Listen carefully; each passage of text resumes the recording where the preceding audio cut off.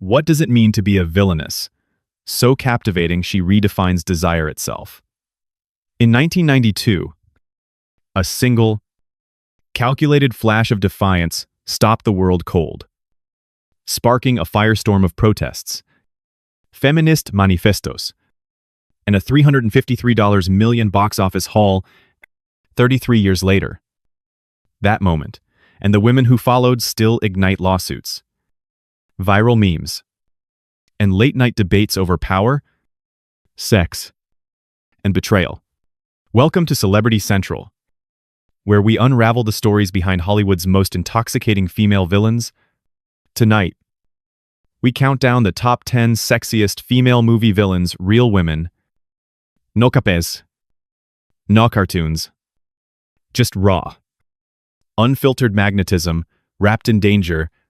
From alien seductresses to demonic cheerleaders, you'll uncover the off-screen scandals that haunted their creators, the cultural tremors they triggered, and the battles on set and in court that cemented their legacies.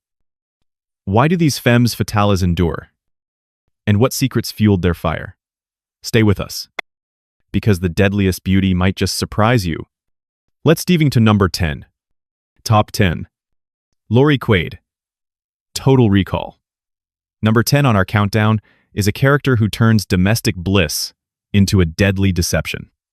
Lori Quaid, from Total Recall.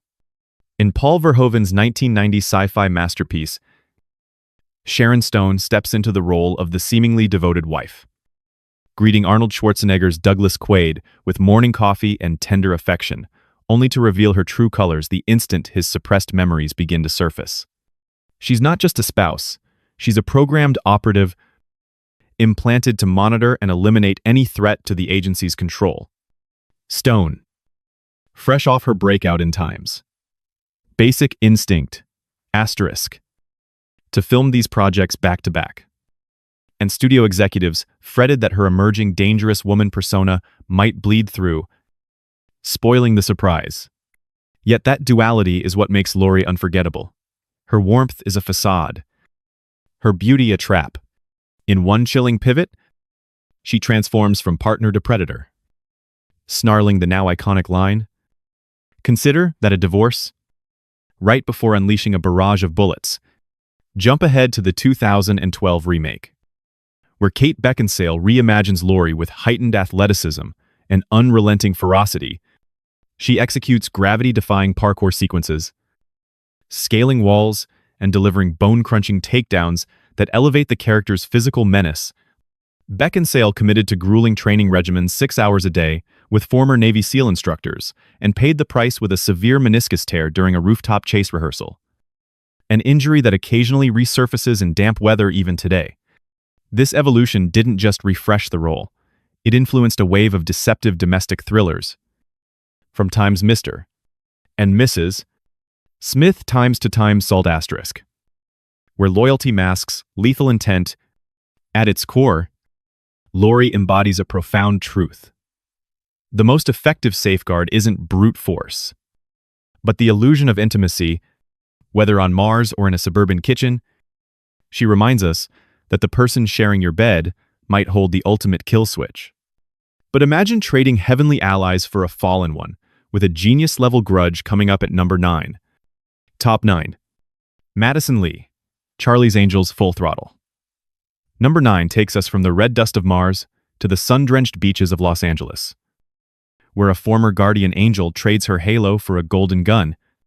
In Time's Charlie's Angels Full Throttle Asterisk, Demi Moore steps into the role of Madison Lee, a brilliant, beautiful ex-angel who has gone rogue, turning her elite training against the very team she once led. Released in 2003, the film pits Moore, then 40, against a trio of younger detectives played by Cameron Diaz, Drew Barrymore, and Lucy Liu. Madison isn't content with mere betrayal.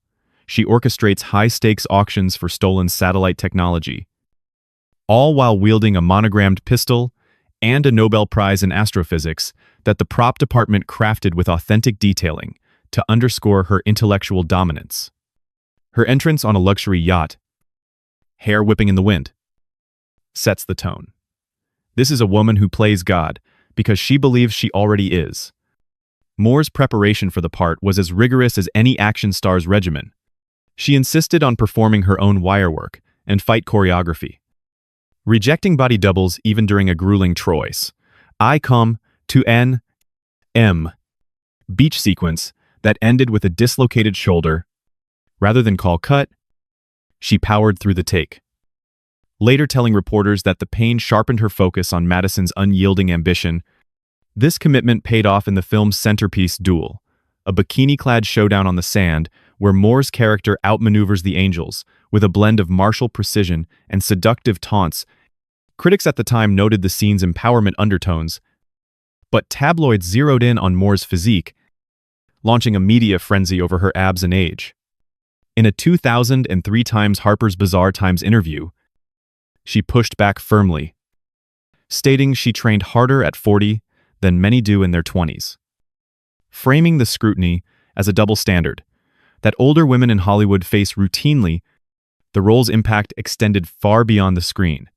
Madison Lee helped spark what became known as the cougar villain archetype, influencing characters in films like Time's Catwoman Times and Time's Elektra Asterisk, where mature women harness experience as a weapon rather than a liability.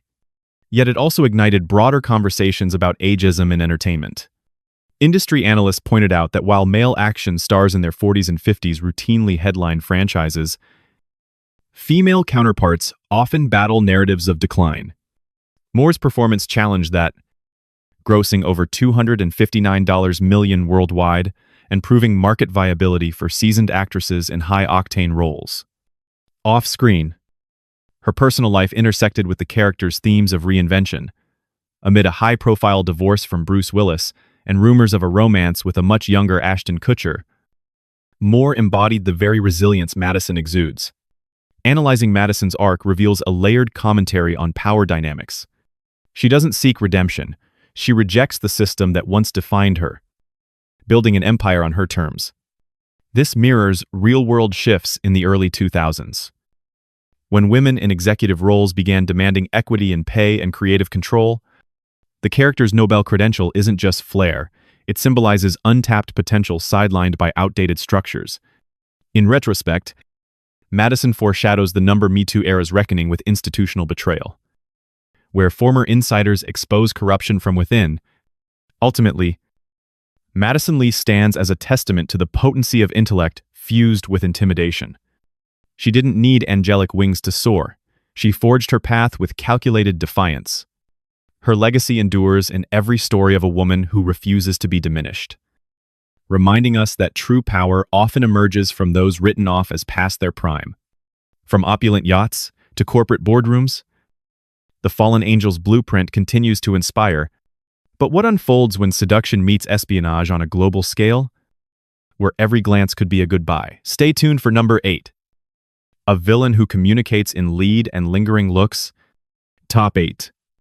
The Baroness G.I. Joe, the Rise of Cobra. Number 8. Transports us from the glitzy betrayal of a fallen angel to the shadowy corridors of international espionage, where loyalty is a programmable illusion. In Time's G.I. Joe, the Rise of Cobra Asterisk. Sienna Miller embodies the Baroness, a sleek, unyielding operative for the Cobra organization, clad in form-fitting black leather and perpetually shielded by dark sunglasses that reveal nothing and demand everything. Released in 2009, the film casts her as a high-ranking intelligence expert, her mind sharpened by years of conditioning, her heart tethered to a brainwashed husband.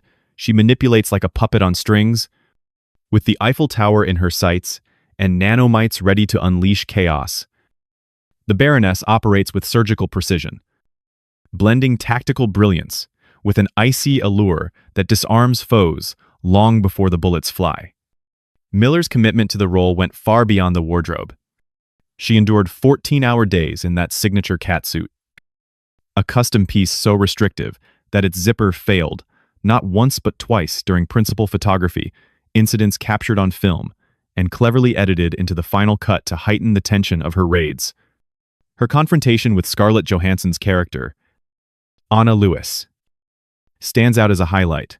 No stunt doubles, just raw, hand-to-hand combat that left both actresses with genuine bruises and a mutual respect forged in the heat of the moment. Johansson later recounted in interviews how Miller's intensity pushed her to elevate her own performance, turning what could have been a routine fight into a visceral clash of wills. This authenticity contributed to the sequence's acclaim, earning praise for its grounded ferocity amid the film's larger-than-life spectacle. Production challenges added another layer to Miller's experience. Early in filming, she discovered she was pregnant, a development that forced the team into creative reshoots.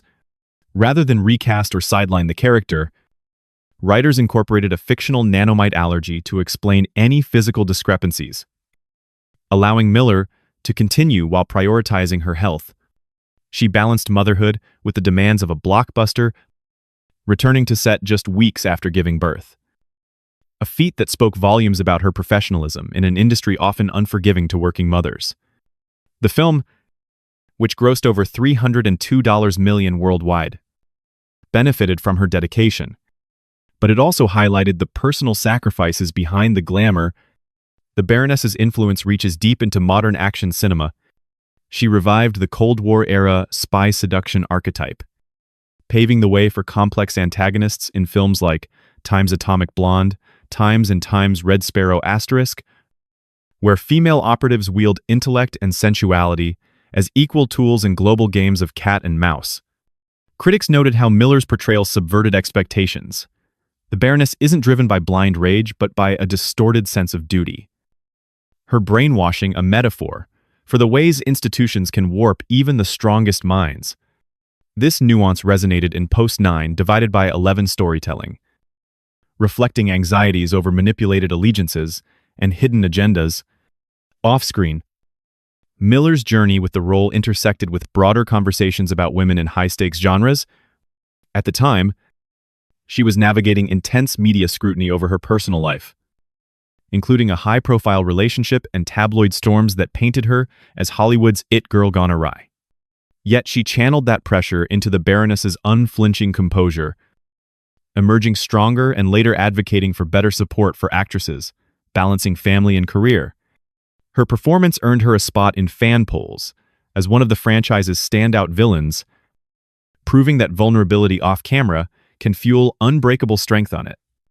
In essence, the Baroness teaches a stark lesson: beauty, when paired with calculated control, becomes an instrument of unparalleled power.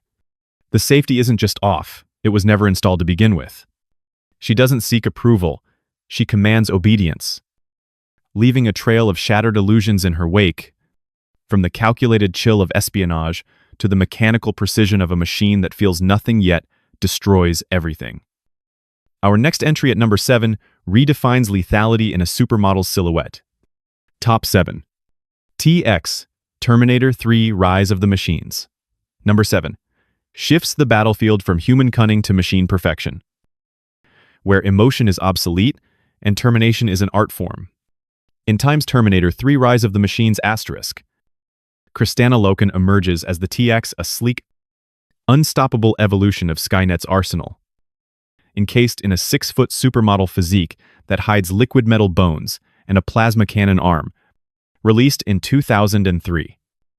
The film positions her as the ultimate upgrade faster than the T-1000, equipped with a DNA-scanning tongue for instant target identification, and programmed with an unblinking focus on erasing John Connor's future. Loken's portrayal strips away any trace of vulnerability, her piercing gaze conveying a cold efficiency that turns every encounter into a countdown to oblivion. Loken's transformation for the role demanded extraordinary physical discipline. She packed on 15 pounds of lean muscle through an intense regimen of weight training and martial arts, ensuring her movements carried the weight of mechanical inevitability. The red leather ensemble, iconic for its form-fitting design, incorporated a hidden pneumatic system for the film's most talked-about feature, the ability to remotely inflate her chest to distract authorities during a high-speed pursuit. This gag synced to a pump that responded to her actual heartbeat, required precise calibration to avoid mishaps on set, One particularly grueling day involved 12 hours in the suit under hot studio lights. Yet, Loken maintained composure, later sharing in interviews that the discomfort helped her tap into the TX's emotionless core. Arnold Schwarzenegger, returning as the T-850, was so struck by her intensity during a stare-down rehearsal that he ad-libbed the line, "I like this car," a moment that made the final cut and added a rare spark of humor to their robotic rivalry. The TX's design drew from real advancements in robotics and AI at the turn of the millennium, reflecting societal anxieties over technology, outpacing humanity. Skynet's choice to cloak its deadliest weapon in feminine allure wasn't arbitrary. It exploited human distractions, a tactic that echoed emerging debates on gender in tech and warfare. Critics praised Loken for humanizing the inhuman. Her subtle head tilts and flawless posture conveyed more menace than overt aggression. The film, which earned $433 million globally, revitalized the franchise amid post-9 divided by 11 fears of unseen threats, influencing a surge in sexy automaton narratives from Time's Ex Machina ** Ava to Time's Westworld * Hosts, where beauty masks calculated deception. Off the set, Loken navigated the challenges of stepping into a legacy series dominated by male icons. At 23, she was a relative newcomer. Yet her background in modeling informed the TX's poised lethality. She studied feline predators for fluid motion and consulted engineers on liquid metal prototypes to ground the fantasy in plausible science. This preparation paid dividends in action sequences like the crane chase, where she commandeers vehicles with effortless dominance. Her performance also sparked discussions on objectification versus empowerment. While some viewed the inflatable feature as gratuitous, Loken defended it as a clever subversion, turning a stereotype into a strategic tool, much like the character's broader arsenal. The TX's enduring appeal lies in her flawless fusion of form and function. She doesn't seduce for pleasure, she calculates for conquest, embodying the terror of a future where machines mimic humanity only to surpass it. In a franchise built on survival, she represents the apex predator, elegant, efficient, and utterly devoid of mercy. From silicon-skinned assassins to a dentist who drills into more than teeth. Our countdown at number 6 explores harassment hidden behind a professional smile. Top 6. Dr. Julia Harris. Horrible Bosses. Number 6. Pivots from the cold calculations of machines to the uncomfortably familiar terrain of the workplace, where authority twists into something far more personal and predatory. In Time's Horrible Bosses *, Jennifer Aniston delivers a career-defining turn as Dr. Aniston delivers a career-defining turn. Julia Harris, a successful dentist whose professional success masks a relentless campaign of sexual harassment against her male assistant, played by Charlie Day. Released in 2011. The dark comedy flips traditional power dynamics, portraying Aniston, long celebrated as America's approachable sweetheart from her Friends times days, as an unapologetic manipulator who drugs patients, snaps compromising photos while they're unconscious, and wields blackmail like a dental drill. Her character's arsenal includes nitrous oxide masks and explicit demands, turning the office into a minefield of coercion and control. Aniston's approach to the role was deliberate and bold. She pushed back against studio executives who envisioned a toned-down version of Julia, arguing that softening the edges would undermine the film's commentary on workplace abuse.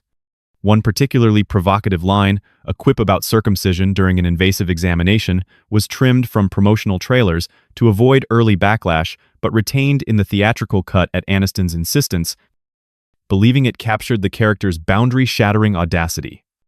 This commitment extended to rehearsals, where she worked closely with Day to ensure the discomfort felt authentic without crossing into gratuitousness.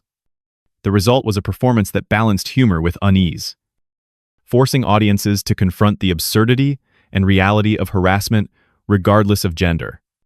The film resonated strongly, pulling in $209 million worldwide on a modest budget and tapping into a growing national conversation about toxic work environments. Behind the scenes, Aniston drew from real-life accounts of workplace misconduct, consulting with friends in corporate settings to infuse Julia with relatable menace.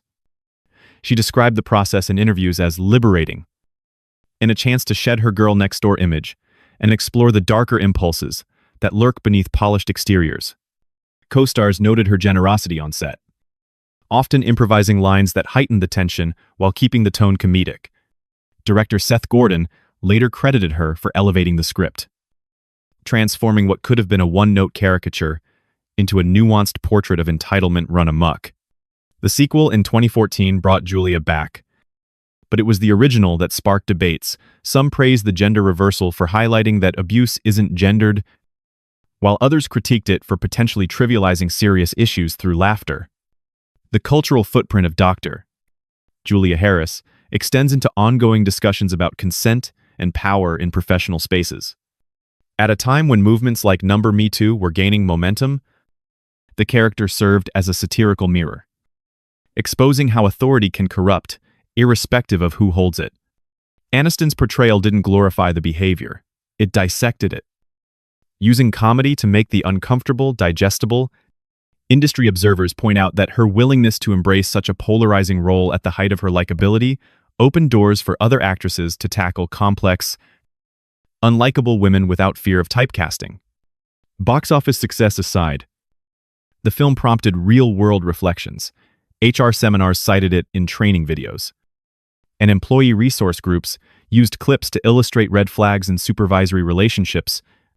Aniston herself has reflected on the role as a turning point, allowing her to demonstrate range beyond romantic comedies. In a 2011 roundtable, she emphasized that Julia's villainy stemmed from unchecked privilege, not inherent evil, a nuance that resonated with viewers navigating their own office hierarchies. The character's legacy endures in subsequent workplace satires, from Time's The Office times spin-offs to Time's Veep***, where power imbalances fuel both laughs and lessons. At its heart, Dr. Julia Harris underscores a vital truth imbalance. Authority isn't confined by gender. It's a human failing that demands vigilance.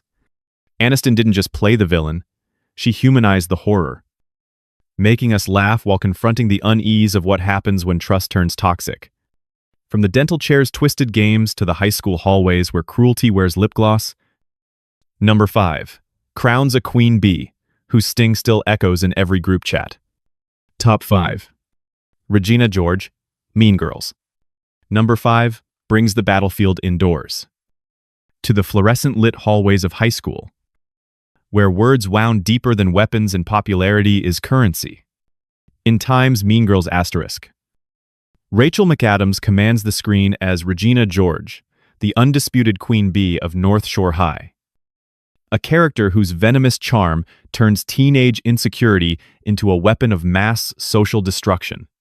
Released in 2004, the film follows Regina's reign through manipulative schemes, from the infamous burn book that scatters secrets like confetti to orchestrated takedowns that leave peers scrambling for scraps of approval. McAdams, then 25, embodies a 17-year-old with such conviction that her every eye roll and calculated smile feels timeless, transforming what could have been a stock bully into a cultural archetype of controlled chaos. The burn book itself draws from screenwriter Tina Fey's own experiences with high school rumor mills, a detail she shared in post-release interviews to ground the satire in reality. McAdams prepared meticulously, diving into prison documentaries on pack dynamics and alpha hierarchies to capture Regina's instinctive dominance, how she maintains power, not through overt force, but through subtle exclusions and whispered alliances. This research paid off in scenes like the cafeteria map-out, where Regina delineates social territories with the precision of a general peak, or the three-way phone call that sows discord without her lifting a finger. Director Mark Waters noted McAdams' ability to layer cruelty with vulnerability, hinting at Regina's own fears beneath the gloss, a nuance that elevates the role beyond caricature. Asterisk. Mean Girls Times struck a chord upon release, earning $129 million worldwide and spawning a Broadway musical, but its staying power lies in its prescient commentary on group behavior, Phrases like, "On Wednesdays we wear pink," have amassed over 1.2 billion TikTok uses, evolving into shorthand for conformity in clicks in digital spaces. The film arrived amid rising awareness of relational aggression in schools, with psychologists citing it in studies on indirect bullying behaviors like gossip and exclusion that inflict lasting emotional scars. McAdams's performance humanized the antagonist, showing Regina's fall from grace as a consequence of her own rigidity.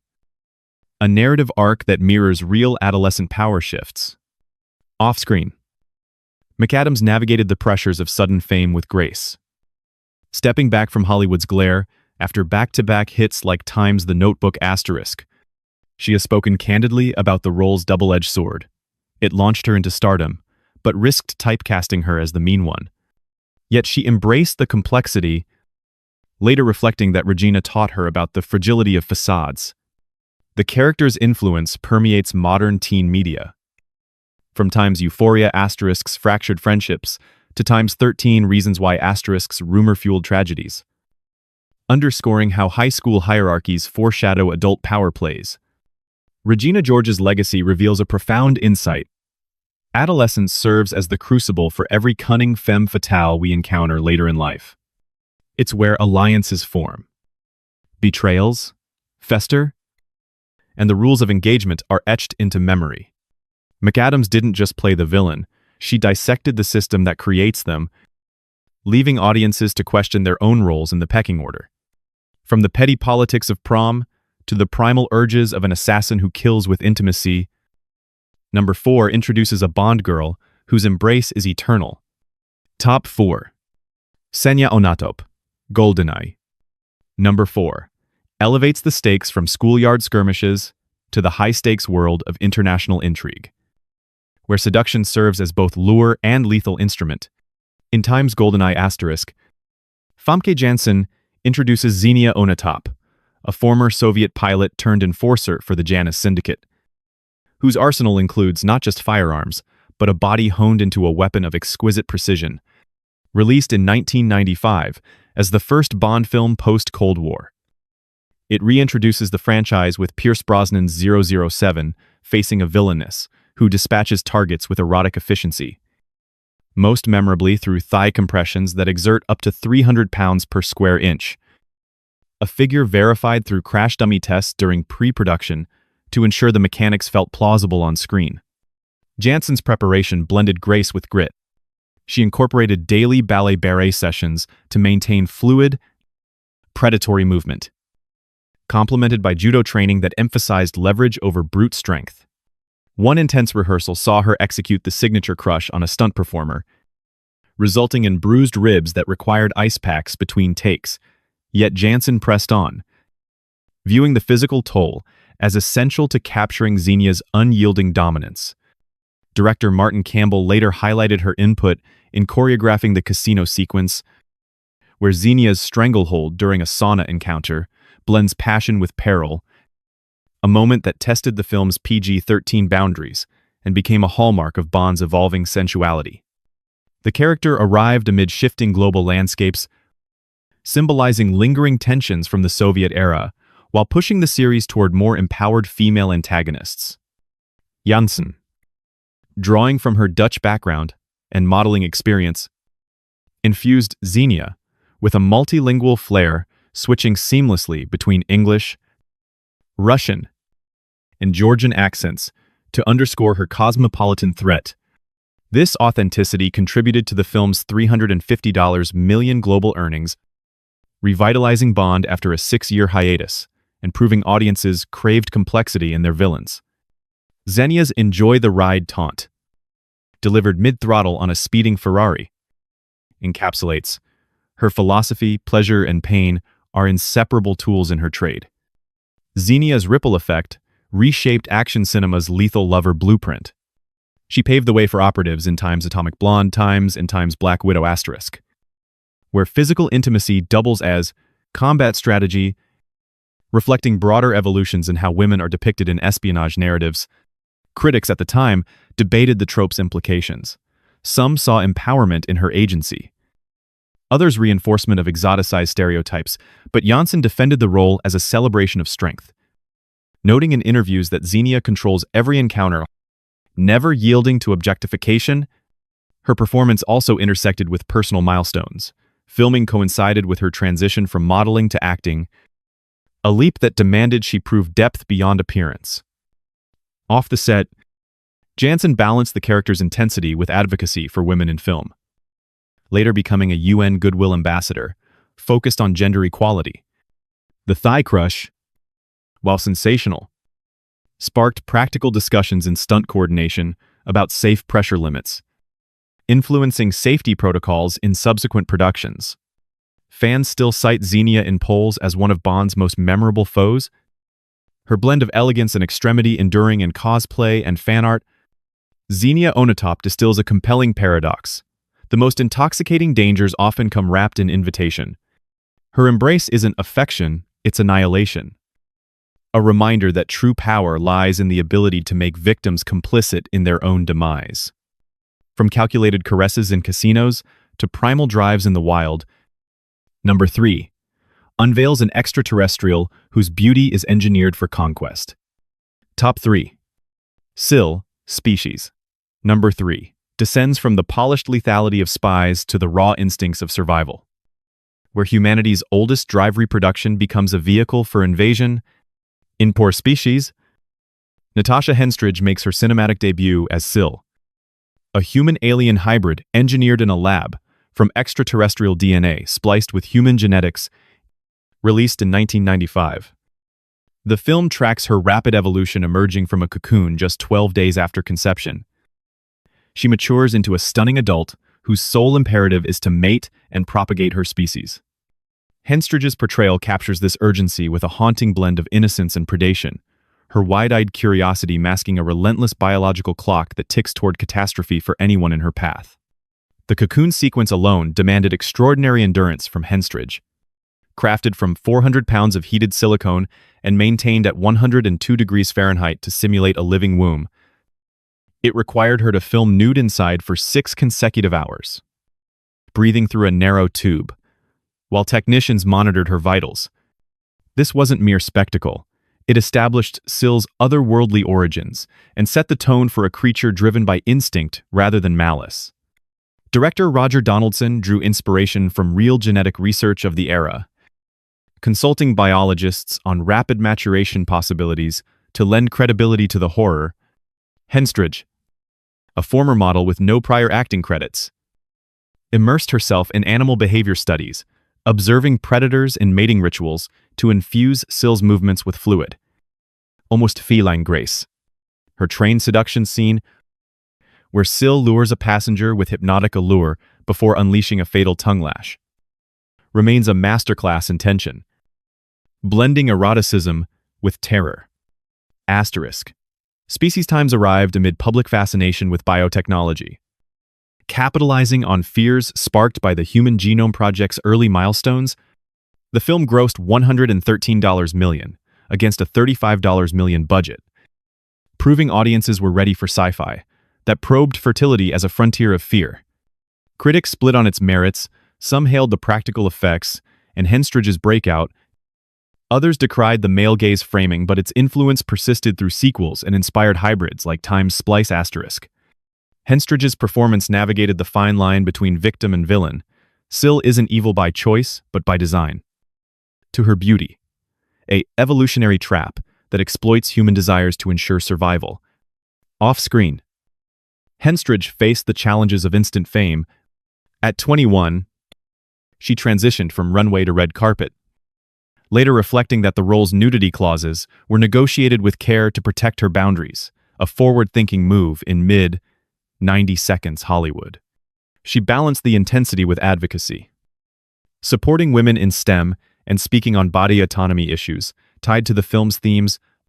The character's legacy extends to modern narratives exploring bioethics, from Time's Orphan Black Asterisks clones to Time's Venom Asterisks symbiotes, where creation rebels against creator. Syl distills a chilling biological truth. Allure can be armament, reproduction, a form of conquest. Her quest for family isn't maternal, it's imperial, turning intimacy into infiltration on a cellular level. From lab-born longing to ritual-fueled rage. Number 2. Awakens a cheerleader whose hunger knows no curfew. Top 2. Jennifer Check. Jennifer's body. Number 2. Erupts from the lab's sterile confines into the chaotic pulse of small-town adolescence, where a botched ritual unleashes a hunger that devours more than flesh. In Time's Jennifer's Body asterisk, Megan Fox embodies Jennifer Check, a popular cheerleader whose life takes a demonic detour after a satanic sacrifice goes awry, transforming her into a succubus with superhuman strength, blinding speed, and the ability to levitate while exacting vengeance on unsuspecting boys. Released in 2009 under Diablo Cody's sharp script and Karen Kusama's direction, the film initially follows Jennifer's possession through a band's misguided bid for fame, only for her to emerge as an insatiable predator who seduces, feeds, and discards with chilling efficiency. Fox's physical demands for the role were immense. She executed her own wire work in levitation sequences, enduring a grueling session where a cable snapped mid-air after 41 takes, forcing a reset that tested her resolve, but captured the ethereal menace on the 42nd. This commitment extended to fight choreography, where she trained in mixed martial arts to blend cheerleader agility with supernatural ferocity. The blood kiss with Amanda Seyfried's character, Needy, stands as a pivotal moment layered with queer undertones and raw emotion that Fox and Seyfried rehearsed extensively to convey both intimacy and impending doom. Kusama later shared that Fox's input shaped the scene's vulnerability, ensuring Jennifer's allure felt earned rather than exploitative. Upon release, Jennifer's Body underperformed with $31 million against expectations, marketed heavily on Fox's sex appeal amid her Transformers fame, which overshadowed the film's feminist subtext. Critics dismissed it as campy horror, but a 2020 seconds reappraisal through a number Me Too lens recast Jennifer as a vigilante avenging her violation, flipping the final girl trope on its head. Streaming surges on platforms like Hulu reflected this shift, with TikTok analyses dissecting her. I go both ways, line as bisexual iconography and her kills as metaphors for reclaiming agency. Fox has embraced the cult status, noting in recent interviews that the role allowed her to explore rage born from objectification, mirroring her own media experiences. The film's evolution highlights changing cultural conversations around consent and revenge. Initially panned for blending horror with humor, it now inspires think pieces on female monsters as empowered anti-heroes, influencing series like Yellow Jackets, where survival instincts blur morality. Fox's performance, once critiqued for style over substance, is now celebrated for its subtlety, her floating kills conveying isolation as much as invincibility. Jennifer Check encapsulates a seismic shift when the victim morphs into the monster. Hierarchies crumble. Her power isn't granted, it's seized, rewriting the rules of pursuit and punishment, from ritual rage to razor-sharp intellect. Our top spot crowns a novelist whose mysteries cut deeper than fiction. Top 1. Catherine Trammell. Basic Instinct. Number 1. Crowns the architect of allure and ambiguity. A woman whose every word is a trap and every glance a verdict. In Time's Basic Instinct asterisk, Sharon Stone immortalizes Catherine Trammell, a wealthy novelist whose erotic thrillers mirror real-life murders, with an ice pick as her signature tool and intellect as her deadliest edge. Released in 1992, amid a post-Cold War thirst for bold storytelling, the film thrusts Detective Nick Curran, played by Michael Douglas, into Catherine's orbit, where suspicion and desire collide in a psychological chess game that leaves no one unscathed. The interrogation sequence stands as cinema's defining provocation. Director Paul Verhoeven shot over fear. 8 million feet of film to nail the moment Catherine uncrosses her legs, a deliberate flash that Stone later revealed was captured without her full knowledge. Verhoeven assured her the white panties wouldn't register on camera, only for them to appear clearly in dailies.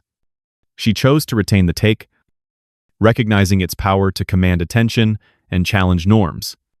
This decision sparked immediate backlash protests from women's groups decrying objectification, battles with the MPAA over an NC-17 rating that threatened wide release, and heated debates on consent in filmmaking. Yet the controversy fueled curiosity, propelling the movie to $353 million worldwide and cementing its place in pop culture lexicon.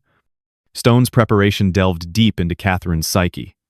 She studied forensic psychology and serial killer profiles, consulting experts to layer the character with authentic manipulation tactics, subtle voice modulations, calculated pauses that make her confessions feel like invitations. Co-star Douglas described rehearsals as intellectual sparring, where Stone's improvisations kept him off balance. Mirroring the script's cat-and-mouse dynamic, the ice pick reveal, timed with a twist smile in the final frames, leaves ambiguity intact. Is Catherine guilty? Or the ultimate storyteller framing her own narrative? Verhoeven intentionally preserved this open-endedness, drawing from real unsolved cases to heighten unease. Basic Instinct Times arrived during a cultural pivot, reflecting anxieties over gender roles and sexuality in the early 90s. It faced boycotts for its portrayal of bisexual characters and explicit content, yet it also empowered Stone to negotiate a then-record $1.5 million salary, shattering ceilings for female leads in erotic thrillers. The film's success spawned imitators like Time's Sliver, Times and Times Showgirls, but none matched its blend of suspense and sensuality. Stone navigated the fallout with resilience, custody battles tied to the role's controversial image, health scares from the stress emerging as an advocate for women's agency in Hollywood. Catherine Tremel's enduring resonance lies in her mastery of mystery. She doesn't rely on brute force. She orchestrates desire, turning observers into participants in her game. This intelligence, paired with deliberate vagueness, grants her timeless appeal. Fans still dissect the ending. Theorists propose alternate killers, and the leg cross inspires countless homages. Catherine Tremell proves that true immortality stems from enigma wrapped in empowerment.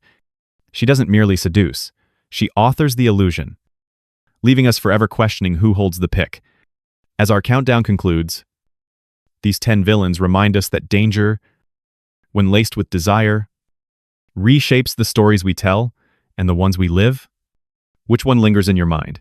Share in the comments. And join us next time on X for more untold layers behind the legends. As we close this countdown, one truth stands clear. These 10 women didn't just play villains.